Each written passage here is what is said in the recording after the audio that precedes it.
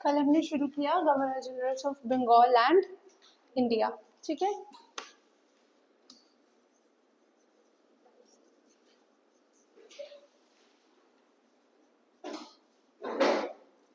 पहले सबसे पहले क्या था, governor of Bengal, Madras and Bombay with their independent authorities. उसमें कौन सी एक्ट ने चेंज किया, regulating act of 1773 which changed the designation of governor of Bengal to governor general of Bengal and made Madras and Bombay presidencies subordinate to him. Then which act? हाँ पूरा तो बोलो। Charter Act of 1833 which changed the Governor General of Bengal to Governor General of India, ठीक है। हमने एक ही किया था ना अभी तक, वॉरेन हास्टिंग्स, जिसने क्या क्या किया था, रूरल गवर्नमेंट अबॉलिश की थी, सरदार दीवानी अदालत, सरदार निजाम अदालत लाया था, रेवेन्यू बोर्ड इस्टेब्लिश किया था और क्रिमिनल और सिविल कोर्ट्स को अलग किया था और दस्तक खत्म कर दिए थे। और first Anglo Maratha war and the second Anglo Mysore war happened during his tenure. Next है हमारे लॉर्ड कॉर्नवालिस।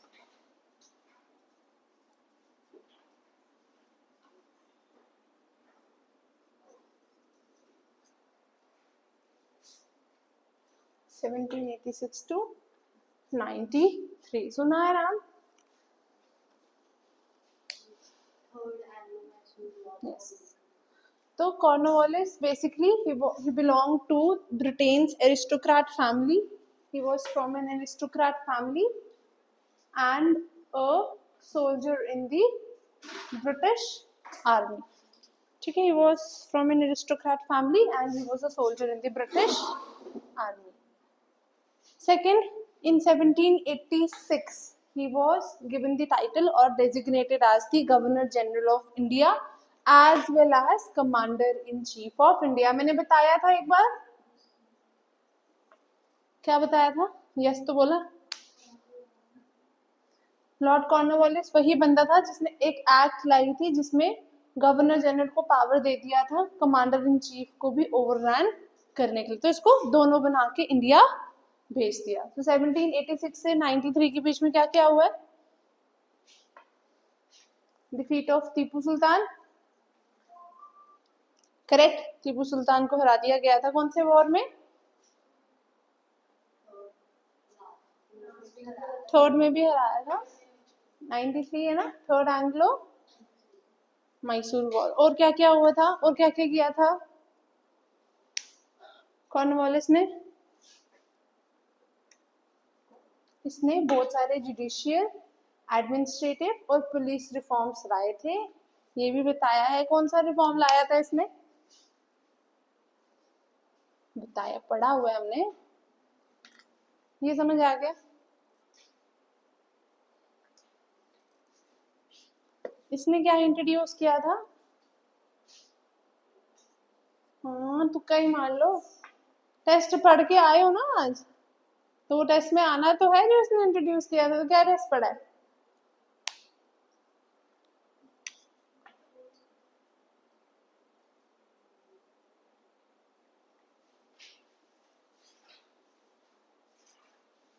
आया यार, लॉर्ड कॉर्नवालिस को भेजा था ना वॉरेन हेस्टिंग्स के बाद रेवेन्यू सिस्टम को सुधारने के लिए। तो परमानेंट सेटलमेंट किसने इंट्रोड्यूस किया था? Lord Cornwallis. में कहाँ कहाँ पे? मेजरली बंगाल में and some other parts of the British India. हमेशा ब्रिटिश इंडिया लिखना है, ठीक है, क्योंकि इंडियन प्रिंसली स्टेट्स अलग थी उस टाइम पे भी, ठीक है। उसके बाद इस सिस्टम के बारे में हम इसमें लिखेंगे। क्या होता था इस सिस्टम के अंदर?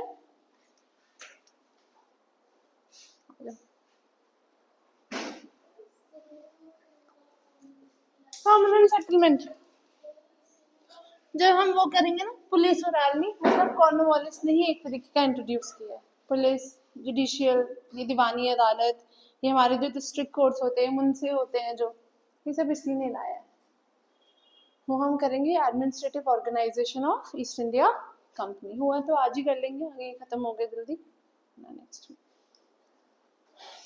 लॉर्ड कॉर्नवालिस शुरू किया, ठीक है। अभी तो परमानेंट सेटलमेंट इसने इंट्रोड्यूस किया था, जिस सेटलमेंट के अंदर जमींदार्स को ओनरशिप ऑफ लैंड दे दी जाती थी and they were required to pay how much portion to the East India company,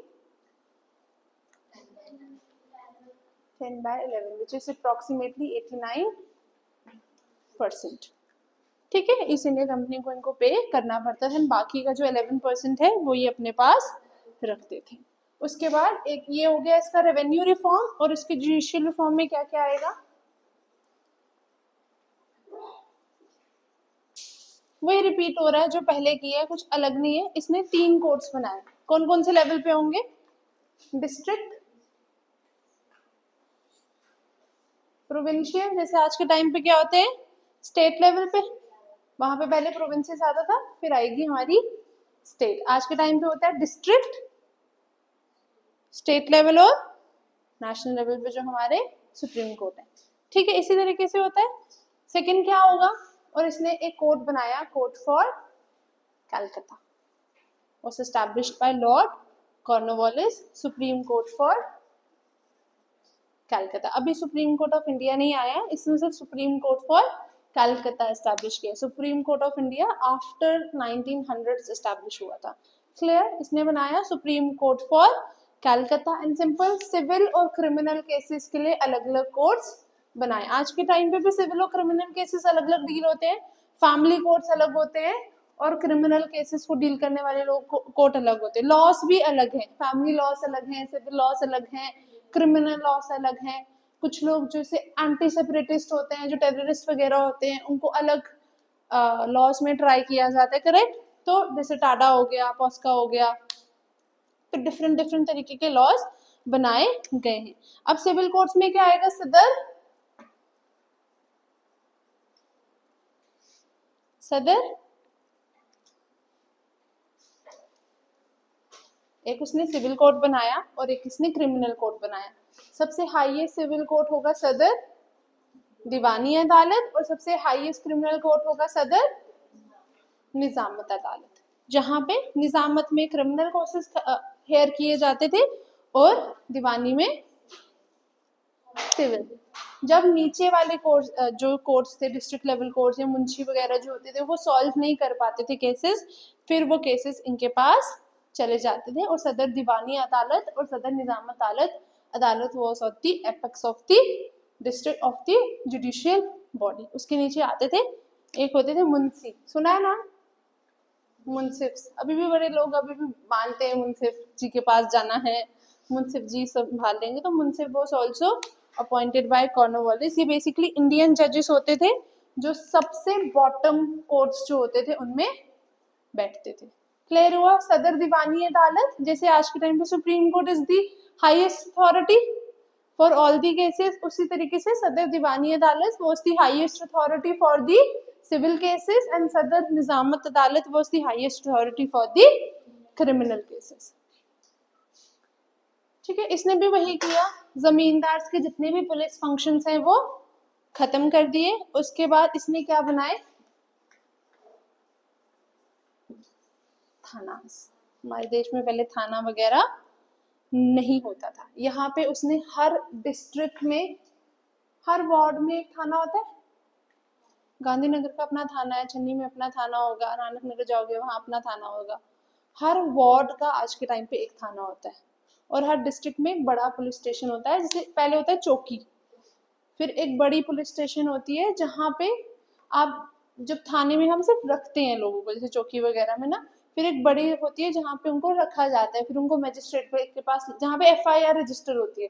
her police station में एफआईआर रजिस्टर नहीं होती। जैसे छोटे छोटे गाँव की आप जाओगे ना, वहाँ वो लोग एफआईआर रजिस्टर नहीं करते हैं, वो उसको बड़ी चौकी पे लेके जाते हैं, फिर वहाँ एफआईआर रजिस्टर होती है। वैसे ही उसी तरीके से इसने हर डिस्ट्रिक्ट में बनाया थाना, और थाना को हेड कौन करेगा,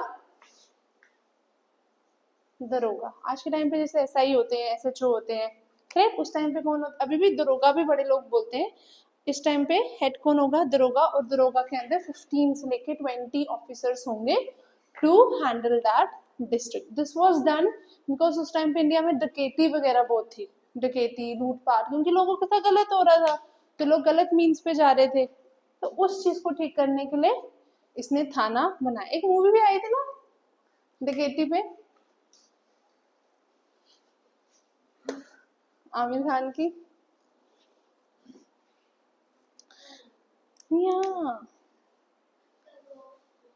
हाँ ऐसे कुछ था, ठग ठग करके था।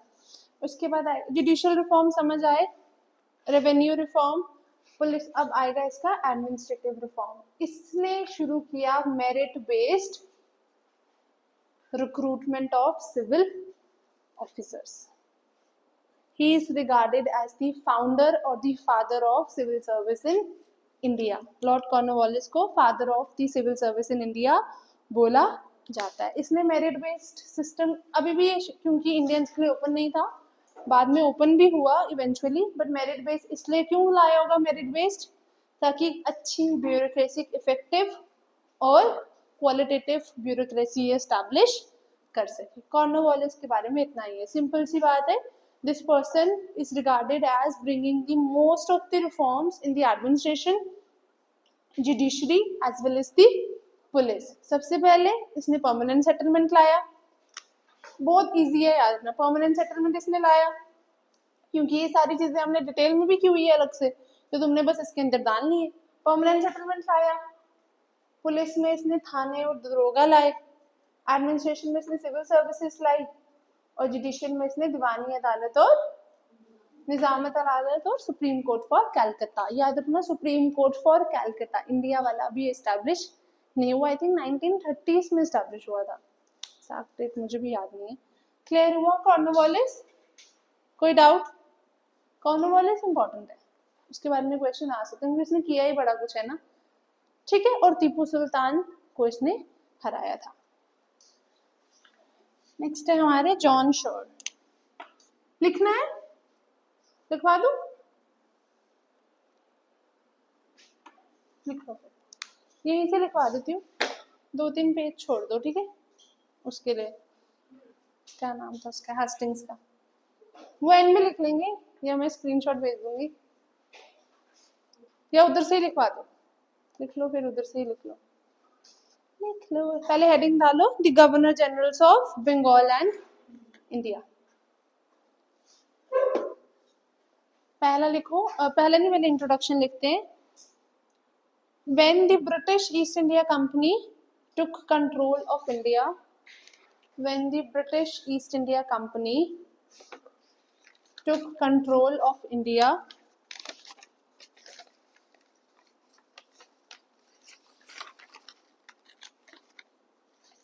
it divided its territory, it divided, Vidhu कौन है?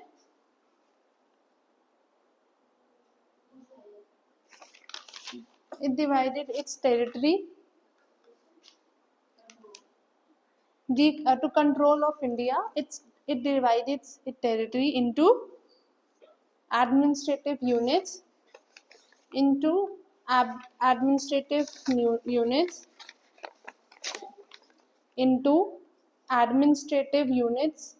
known as presidencies.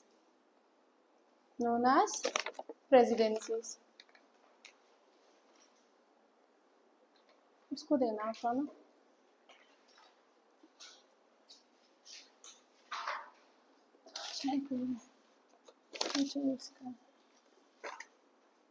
Next point, they established a post called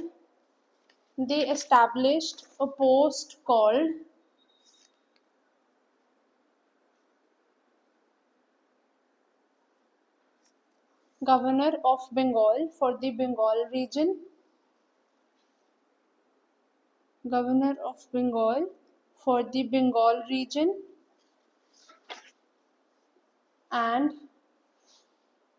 similar for the other two presidencies, and similar for the other two presidencies of Madras and Bombay. Madras and Bombay, comma, independent of each other. Independent of each other.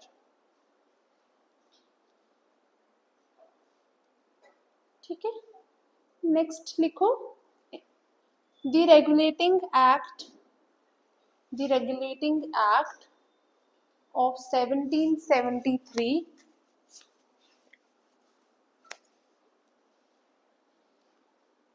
made the post of Governor of Bengal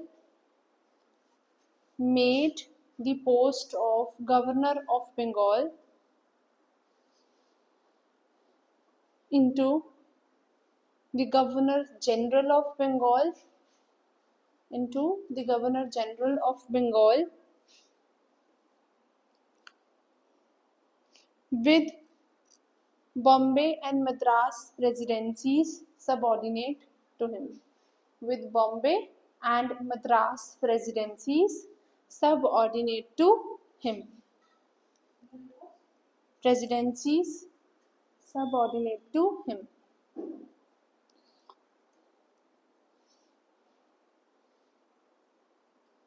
Next point, the Charter Act of 1833.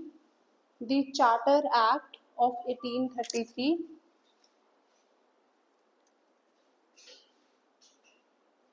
designated him as the Governor General of India with more powers and authority.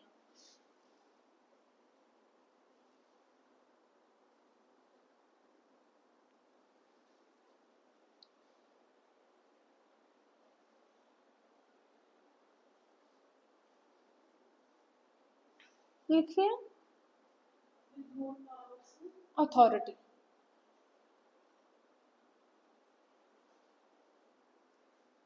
Done. अब पहला डालो Warren Hastings.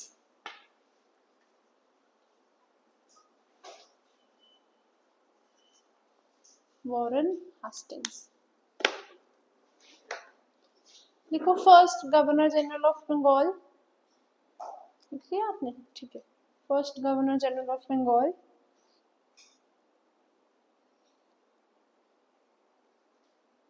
Next point, abolished dual system established by Robert Clive. अब जब paper में आएगा तो तुम dual system को एक दो लाइन में एक्सप्लेन कर देना, ठीक है. अभी करने की जरूरत है, फिर से वही लिखना है कि dual system established by Robert Clive. Simple सा यही लिखना है कि डुअल सिस्टम में क्या था, निजामत और दीवानी राइट्स. ठीक है, लिख लिया ये वाला पॉइंट. थर्ड पॉइंट लिखो, established a board of revenue for revenue collection.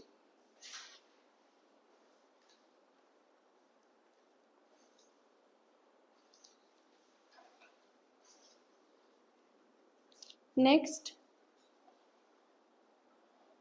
Calcutta became Bengal's capital. Calcutta became Bengal's capital in 1772.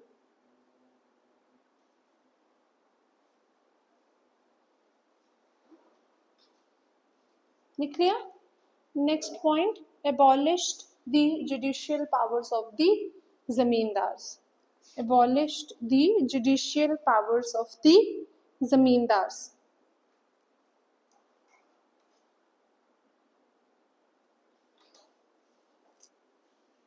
Next, two appellate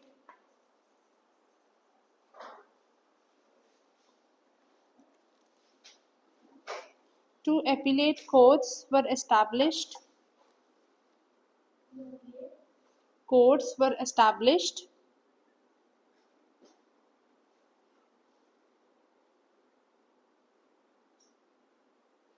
appellate courts क्या होते हैं? जो छोटे बाकी कोर्ट्स के ट्रायल्स को या अपील्स को सुनते. जैसे मेरी कोई सुनवाई हुई है कहीं कोर्ट पे, मुझे नहीं सही लगी तो मैं उसके ऊपर वाले कोर्ट पे जा सकती. That is an appellate court. Two appellate courts were establish. लिखो, सदर दीवानी अदालत. सदर SADAR सदर दीवानी अदालत for civil cases,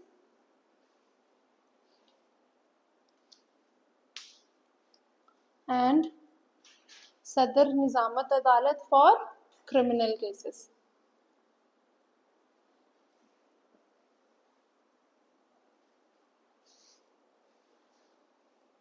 Next point, Muslims to be tried according to their law. Muslims to be tried according to their law in the Quran. To be tried according to their law in the Quran.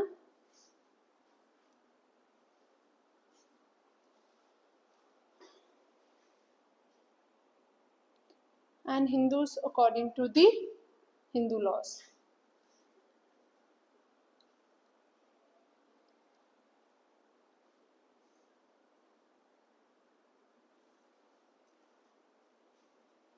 Next लिखो, abolished the system of dastaks. Paper में पूरे तरीके से लिखना, ठीक है. ये abolished the system of दस्तक्स because it was misused by the company and the company officials. It was misused by the company and the company officials.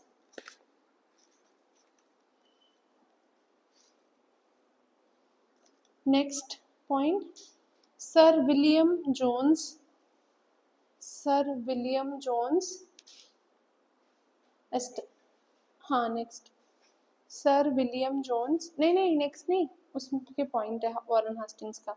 Sir William Jones established Asiatic society of Bengal. Asiatic society of Bengal in 1784.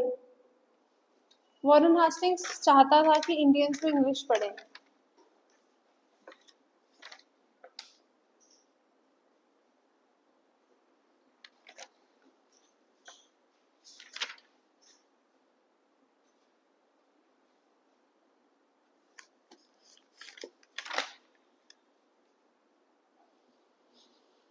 ठीक है.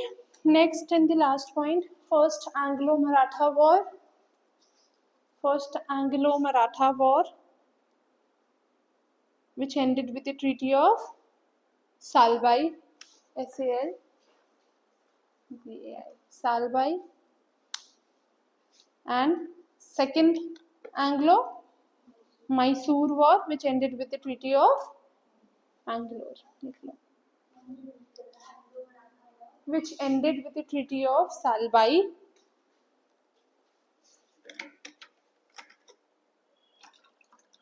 And second Anglo-Mysore War, which ended with the Treaty of Mangalore.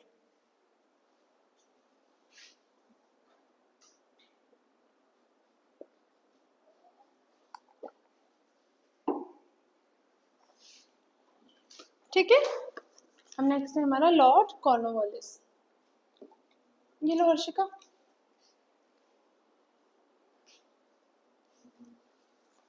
ये लो. हमारा 3-4 paper में pages में test खत्म हो जाता है. एक क्वेश्चन तुम दोनों का गलत है, मुझे वो क्वेश्चन देखना पड़ेगा, मैं बताती हूँ. जिसमें तुमने नन ऑफ द अबव किया है उसका एक ही गलत है, 5th वाला. मेरी PDF खुली है, मैं बाद में क्वेश्चन बताऊंगी. ये 11 नहीं है, 12 है. 2 गलत है ना. हाँ. Lord Cornwallis 1786 to 93. 86 to 93. लिखो, he was from an aristocratic family. He was from an aristocratic family who joined the army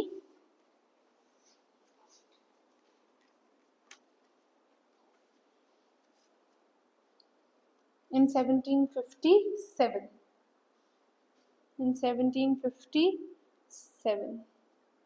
Next point, in 1786 he was appointed 1786 he was appointed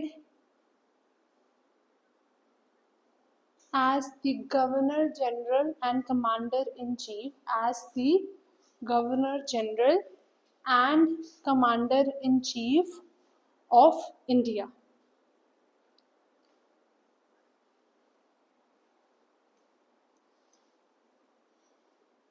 लिख लिया? Commander in Chief of India. Next point, defeated Tipu Sultan in the third Anglo.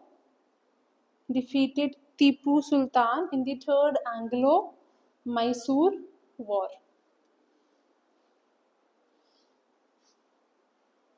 Next लिखो, introduced the permanent settlement of land revenue.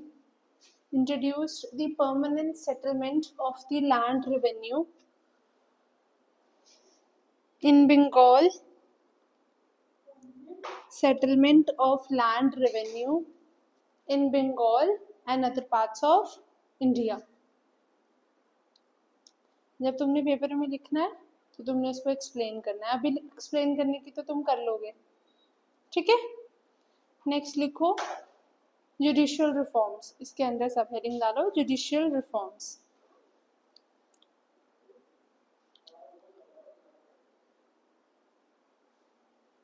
He set up courts at the district, provincial, set up courts at the district, provincial and state level. District, provincial and state levels, with the highest court being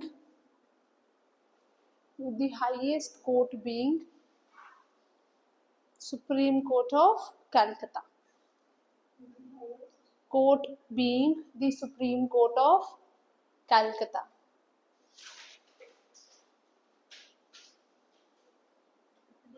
Highest court being the Supreme Court of Calcutta. Next लिख लो, वही फिर से बना लो. Epics लिखो. Epics सरदार दीवानी अदालत, Sardar Nizamat Adalat, civil cases and criminal cases. ठीक है?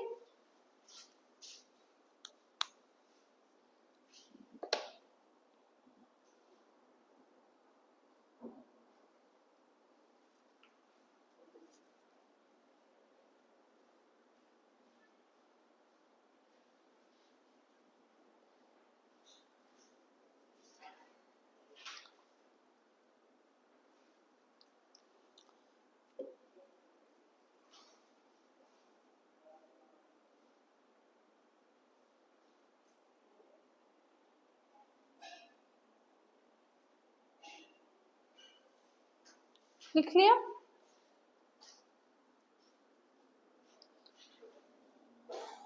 लिखो इंडियन